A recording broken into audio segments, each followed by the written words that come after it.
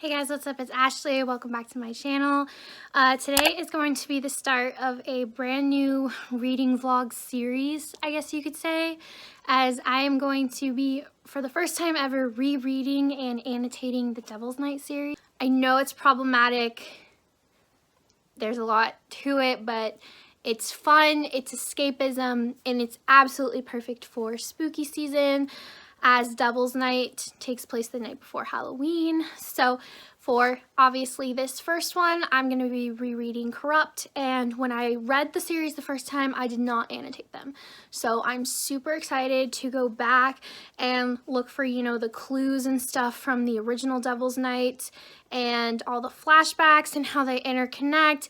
And I'm really excited to compare my notes and see how I feel about Damon this time around, because obviously when I first read Corrupt, I absolutely hated Damon. Now Damon is one of my absolute favorite characters. So I'm just so excited for this reread.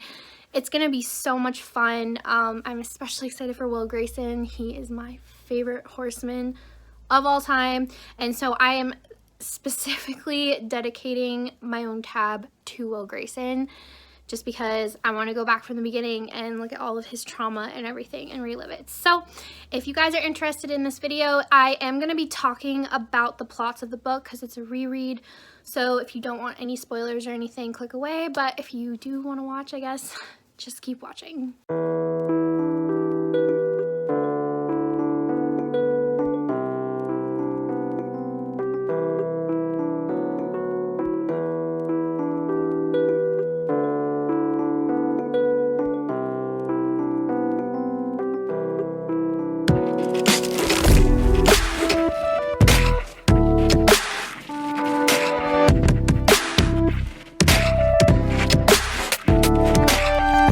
Okay, so obviously this one's gonna be a big tabbing one, and I don't exactly have like black and gray colors, but I do have like darker colors and reds, so I think I'm gonna make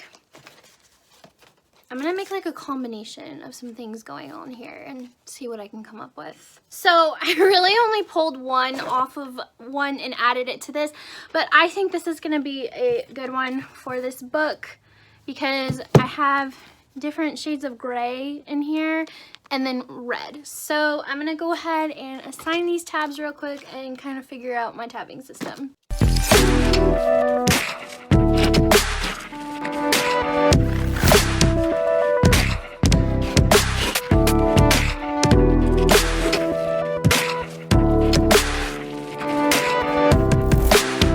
Okay, so I think I determined my tabbing system. I might add more. I think this is just what I'm going to go with initially. I find it harder to annotate romances than I do fantasies, because with fantasies it's just really easy to annotate with like world building and all of that. So with romance books, my tabbing system changes for each specific book. So what I decided to do for this reread is I have quotes, favorite scenes, parts that I love, and then I have a tab for whenever Damon and Winter are mentioned, and then I have a tab for Devil's Night flashbacks that are important, and then I have a Will Grayson tab because, I mean, come on. So I think that's what I'm going to start with. I might end up adding another color as I go. I don't know. We will see. And then I'm really excited because I have like this darker washi tape. So kind of sets the vibe. I think I'm going to go, I don't know, maybe just this night sky with the stars on it. I think that'd be really, really pretty. But I really like that I went with the black paper and the metallic. I think it's just going to add. So I'm going to like put like ripped pieces taped in here with annotations. I'm just really, really excited. This is going to be so much fun. Okay, so I want to start by saying that Michael and Rika are not my favorite characters, so I feel like this first book is going to be a little harder to get through just because Rika kind of annoys me, okay? I feel like Penelope made her too much, if that makes sense, as the series goes on. Like, some of the things Rika was doing at like 21, 22 years old is just like like, okay, I get it. Like, you can tell Rika is Penelope's favorite character, and that's fine. Obviously, an author can write and pick a favorite character if they want, but I don't know. Rika just really irritates me. So I am wholly in this for Damon and Will. And I'm excited to read this first book because I do remember specifically that in those first Devil's Night flashbacks, Rika kept mentioning how Damon had something going on with Winter, and then Will had something going on with Emery where he set her gazebo on fire. And obviously when I was reading this for the first time, I didn't care about any of those characters. And now I do, because Winter and Damon and Will are like my favorite trio of all time. They're like the Holy Trinity. So for this reread, especially for this first book, I'm really going to be focusing on those characters. But yeah, it's just going to be really, really hard to get through Michael and Rika. So let's just do it.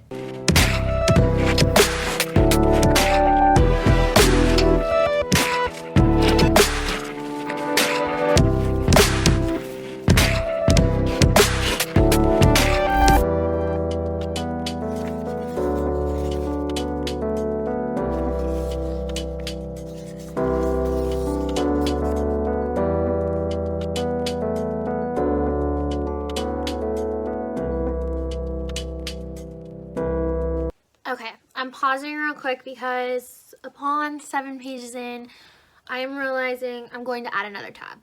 I'm going to add a foreshadowing, like important tab, because yeah, there's some conversations going on with Michael's brother, Trevor, and there's a little bit of foreshadowing here if you've read this. So yeah, I think I'm going to add a foreshadowing tab. Might end up more, we'll see.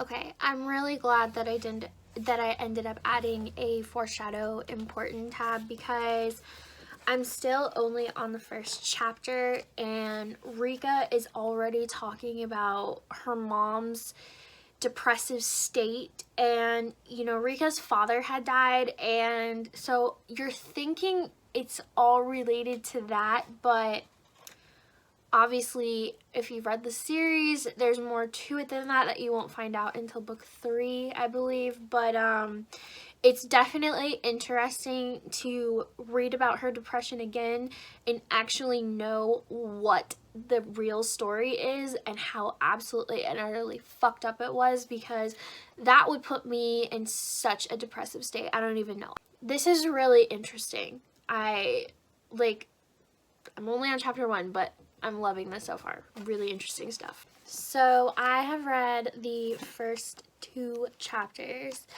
and basically I got a chapter in the present day and then a chapter for the first Devil's Night.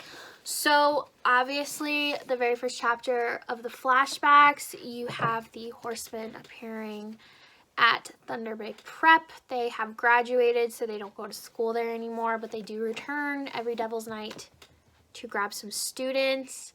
And Rika is 16 and the teachers don't let underage girls go, so she kind of sneaks out of class and she sneaks into Michael's car, I think.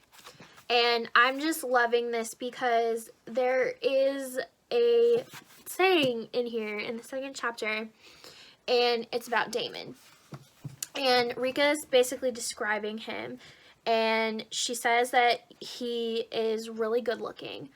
But she also says, I didn't like anything else about him. Since I was a freshman when they were all seniors, I didn't have much firsthand knowledge of their demeanors at school. But I'd seen plenty of him at the Christ house to know something was wrong with him. Michael gave him a long leash, but it was for a reason. He scared me. Now, obviously, Michael doesn't know a whole lot about Damon, and neither do any of the other horsemen, even Will. And knowing this Damon has a lot of shit in his life, okay? Like, Damon is a very hated character in this book, and when you get to Kill Switch, so many people that like this series, Damon ends up being their favorite character because you find out his trauma and everything. And so it's just really, really interesting to get all of this early foreshadowing and stuff. Like, I'm just loving this. This is so much fun. So I'm gonna quit talking now and keep reading. 1 week later. It is next Saturday. I'm dropping the ball on this reread, okay? But I did read a little bit more this week. I am up to page 110. So I do have a few updates. So basically, the first night, Devil's Night, has finally started. Rika ended up sneaking out of class and sneaking to the chapel where everybody kind of meets up for Devil's Night, and Michael finds out that she's there, and he kind of starts teasing her and getting her really introduced into this world and how exciting it can be. And then Trevor shows up, and he's such a fucking cockblock, and he's such a, oh my god. Obviously, if you've read this, we all know about Trevor and what Trevor ends up doing, and yeah, we are not Team Trevor here, okay? And it just really makes me realize you can see from the beginning how much Trevor does not like Michael, and you can kind of see seeds being planted. But like I said, I have not read a lot, but I do have some updates on Will and Damon that I thought were very, very interesting. So in chapter 4, it takes place in the present, and this is the first chapter you get in Michael's point of view. And my washing machine is going. I'm really sorry if that's distracting, but so you get Michael's POV, and basically in this chapter, he comes home from a night out, and Rika ends up getting scared in her apartment because she just moved in. They're in the same building, obviously, if you've read this. And so he sees her and kind of takes her back up to the apartment to check and see if things are okay. But in his mind, he's like, it was probably Damon and Will next door in another apartment just fucking with her. And so you get a lot of his like inner dialogue. And so what ends up happening is he goes back into his apartment, and his friends show up so they can kind of start discussing what their plans are for Rika's revenge. And you can really see how there is a separation between Kai and Damon and Will. And Michael says, or no, I'm sorry, it was Kai. Kai speaks this. He says, Damon and Will are blind action, Michael. Over 3 years, that hasn't changed. They act and react from gut. And that right there is just so on par with who Damon and Will are as characters and their arcs and their romances. Because, so here's the thing. Obviously, this is just a spoiler-filled vlog, but I don't particularly like Book 2 Hideaway. I like it for the plot, but for the romance, it really kind of falls flat for me. And I think the reason for that is because with the other 3 couples, they're all connected from the same Devil's Night, this original Devil's Night. And with Kai and Banks, they have their own separate story. And so you don't really feel... Basically, Kai was not longing for Banks all of these years, whereas Michael had been longing for Rika, and Damon had been longing for Winter, and clearly we know Will never ever got over Emery. And so it's just really interesting that Kai himself quoted that, saying that, you know, they react from their gut. And it's so true as you go through these books, because Damon and Will are such broken characters. And in the beginning, you don't know why. In each book, you get more clued in, especially Will, I think, because they make a lot of comments about her. You know, she's not worth it. And it's like, who is this she? And so, like I said, I am just loving these little teasers and these Easter eggs. And I have highlighted and tabbed a lot for Damon and Will specifically, and yeah. And then I did get really excited. So this was like one of the last pages that I did read this week. But like I said, this is a chapter where Michael is hanging out with his 3 friends, and they make a joke about rape. And right away they kind of go, oh shoot, we should not have said that. And it really affects Damon because, as you know, the reason Damon ended up going to prison was because he was accused of raping Winter because she was 16 and he was 19 at the time. However, none of that was true. They had a very consensual relationship. And so that affects him a lot, being accused of rape and all of that. And so you get your first little teaser to Winter here, and Michael basically says the girl had been underage and Damon had been 19. He shouldn't have done it, but he hadn't forced her either. And so that's your first teaser you get to Winter. So yeah, I'm gonna stop rambling because I think this clip is really, really long, but that is my update so far. And like I said, I was able to ramble on a lot just from the first 100 pages. So we are gonna try to finish this by tonight. I really would like to, because I would like to try to do one Devil's Night book a week for the month of October. So I still have a little bit of time. It's only October 1st, but I really do want to make this priority. So I'm going to get cozy and I'm going to attempt to start reading again. 2 weeks later. It isn't much later. It's actually like almost 2 weeks since I've updated this vlog. This is just like, this has been a train wreck, and I'm sorry. I really am. I'm hoping to get my shit together for Hideaway, and I think that will be the case because now that I have sat down and like really read some more, I'm fully invested in this, okay? And I'm just ready for more. So, like I said, it's been a very, very long time since I've updated, but I did finally pick this back up yesterday, and I read a ton. So I think the last time I updated you guys was very, very early on in the story still. I think Rika had like just arrived at the church catacombs for like her very first Devil's Night. Well, a lot has happened since then. So like some of the stuff I really, really want to talk about here of why I am loving this so much is, I have mentioned before, I think in this vlog, yeah. You know, I'm a hot mess right now. I'm kind of a train wreck. The full moon is over, so anyway, moving on. So I have tabbed quite a bit of Will Grayson stuff, and I do remember before I picked up this reread, I do remember in the first book how Winter and Emery were mentioned a few times, and you know, back then I had just picked up this first book, so I didn't really care like about them or Will and Damon, if I'm being honest, because we all know how absolutely terrible Damon is in this first book, and so I just didn't care.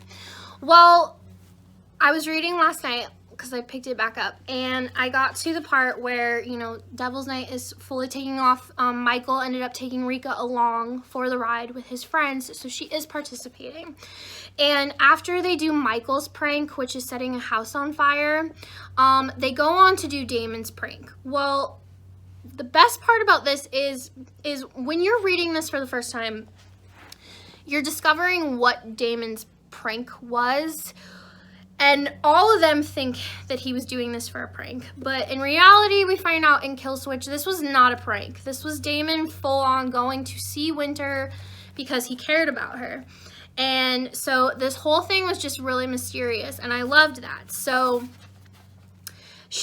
Rika talks about how Michael pulls up to the mayor's house, and how Rika doesn't know why they're there. They had been waiting in the car for half an hour because basically they stopped, Damon got out, and he was gone for all 30 minutes. And then they're talking about how he comes back and he's got like this smug look on his face, and Will asks Damon, how was she? And Damon says, tasted better than a popsicle. So obviously we know this is when Winter and Damon have their first time. And if I remember correctly, the details from Kill Switch, Winter didn't know it was Damon at the time because she is blind. You don't know that in this book, though. That is revealed later on.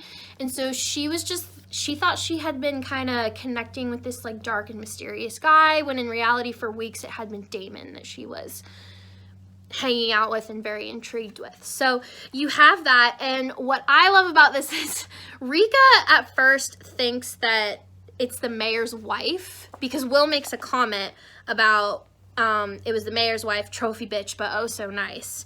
And then Rika's thinking, oh, an older married woman, Damon has no limits. And then Damon goes, she wasn't home. And then Will and Rika are like, well, who were you with?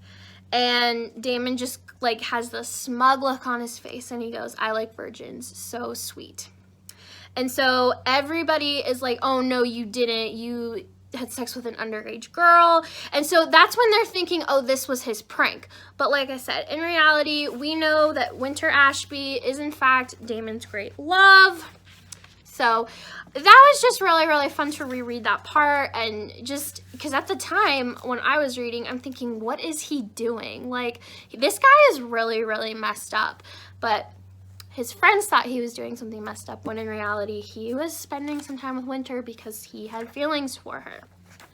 So that was one update. And then another update with Will's turn was, okay, so I think so far this might be my favorite part in this book, and it's only a mention. So it's now time for Will's prank, and I don't think Will had anything planned, just based off how this is written. So they're in the car and they're on their way doing something, and basically Will shouts and screams to stop the car, and he makes this very, very grim comment, and he just goes, she finished it, Will said, gazing into the park. And we all know that he is referring to Emery's gazebo that she built and had been planning for years. This was kind of like her pride and joy. And so Will just instantly, because if you've read Nightfall, you know his stuff with Emery is pretty deep, and he loved her hard, and got burned by her. And so he wants a bottle, he wants to set the thing on fire. And so Damon at this point is like really actually kind of worried about him. This is where you can kind of start to see Damon, how he cares about the people that he cares about. And he's telling him, you know, screw that bitch. I don't even know why you care. And at this point, Rika, like, it's a mystery. Rika even says in her mind, she's like, who are they talking about? And so she makes a comment to Michael, and she's like, why is he going after the gazebo? And Michael had this line that I had to highlight, and it was perfect. And it says, because he's in love with the girl who built it, and she can't stand him. And it just, knowing what you know coming out of Nightfall, Emery herself was a very broken person with her own problems, and I feel like, you know, her and Will would have worked out back then if she would have just been honest with him about what was going on, but clearly there was more to it than that. But this was just so grim right here, this, because he's in love with the girl who built it and she can't stand him. And then Rika just kind of starts like laughing, because she's like, Emery Scott, that's not his type, because she's not rich. She wears overalls, glasses. She's very, very nerdy. And she's just like, that is not Will's type. I don't get it. And so Michael just goes, we want what we want. And I think that is just so on par with all four of the horsemen. And I ate that shit up. So just hearing about how Will is just still so hurt by Emery. And I think at this point in this Devil's Night, I think it's been 1 or 2 years since they really haven't talked to each other, because I think they hooked up their junior year, but I could be wrong. We will find out later on. But yeah, those are my updates on Will and Damon. And like I said, I love these boys. I love these men. They are broken and they are hurt, and I'm just here for it, you know? So I also want to talk about a few more updates too that are like plot-wise more important than the Will and Damon stuff. But, so like I said, I have read quite a big chunk of this. So I am now at the part where Michael has discovered that Rika did not, in fact, turn all of his friends in and post the videos. They all find out that it was Trevor, Michael's piece of shit brother. And it just, I actually highlighted it and tabbed a lot in this last chapter. I had a lot of thoughts because I absolutely hated Damon in this book. I could not stand him as a character. He just made me so uncomfortable, and with all of his like thoughts and decisions and what he did, and the whole thing with what he did with Trevor with Rika was really, really scary. But then he has a lot of lines in here where they're arguing because Michael's saying, why did you do this? What is your problem? And Damon says stuff about how you know, Damon was really pissed that Rika was included on this night, and he said, you had no business with us. Women always complicate shit. Michael couldn't take his eyes off you, and Kai was starting to notice you too. And it just really shows how Damon cares about his friends, and he is worried about anything coming in between the group that'll tear them apart. And knowing Damon's life and his backstory now, you really get the pieces, and you see that the Horsemen and Banks are the only people that are there for him and that he is there for. And so with Rika, he was worried that she was gonna like tear apart the only good thing that he has in his life, because we all know his situation with his parents is just a whole tragic mess in its own. He has Banks, his sister, that nobody knows about. We'll find out about that in Hideaway. And that he keeps hidden away, that he protects her. And the Horsemen are his brothers. And so I'm not defending anything that Damon has done. I want to clarify that. Damon is still, like, he's a bad guy in the first book. He's a very, very bad guy. But he's a twisted soul, okay? So he doesn't think rationally, and he was doing whatever he could to protect the family that he has made himself. And it just adds a whole other level of complexity and complicatedness and depth to Damon, and it just makes his character arc so much more fascinating to read about. Like, I was so excited for this reread because I wanted to tab Will Grayson from the beginning and really see his trauma, which I'm having a fun time doing, but seeing Damon's arc is just a whole other thing in its own. And I'm really excited to get to Hideaway because more is going to come out in that book. But yeah, so those are my updates right now. The plot is getting crazy, as you guys know, because now Kai and Will and Michael are on Rika's side. Damon is now on the outs, and they are all afraid of Damon. So we all kind of know where that goes. But yeah, so I think I have about 100 pages left. So I'm definitely going to finish this today, zoom through, and I will give you guys some final thoughts when I finish. Okay, so it is the very next night. I did in fact finish this last night. I zoomed through those last 100 pages like it was nothing. When I last updated you guys, it was the climax where Michael finds out that Rika was not the one who posted the videos and that it was Trevor who did it. And at this point, basically Damon takes off because Rika's basically replaced him in the group at this point. And so a lot happens in the final 100 pages, okay? So obviously after this all happens, we have the very iconic steam room scene between Rika, Michael, and Kai. And I remember the first time that I read this. Okay, this book was like my second dark romance book I had ever read. Okay, Punk 57 was the first. And so when I read this with that scene, I was like, okay. And just reading it again, I think I appreciated it more this time. because obviously, like, I know these characters, I'm attached to them at this point, and you know, I feel for Kai, because I always talk about like how Damon and Will are broken, but you know, a lot happened to Kai too. And it's stated in here that once he went to prison, he hasn't touched a woman since, or like before he went. And so Rika and Michael are basically helping him like reintroduce that part of his life, I guess. So I did not hate that part. And then not long after, you have the part where Damon basically kidnaps Rika from her apartment, and he leaves a note behind for Michael to find her. And I think that note is a very important key here, because okay, so the last part of this book really had me thinking and stewing a lot, because as I stated before, the first time that I read this book, I could not stand Damon. I did not like him.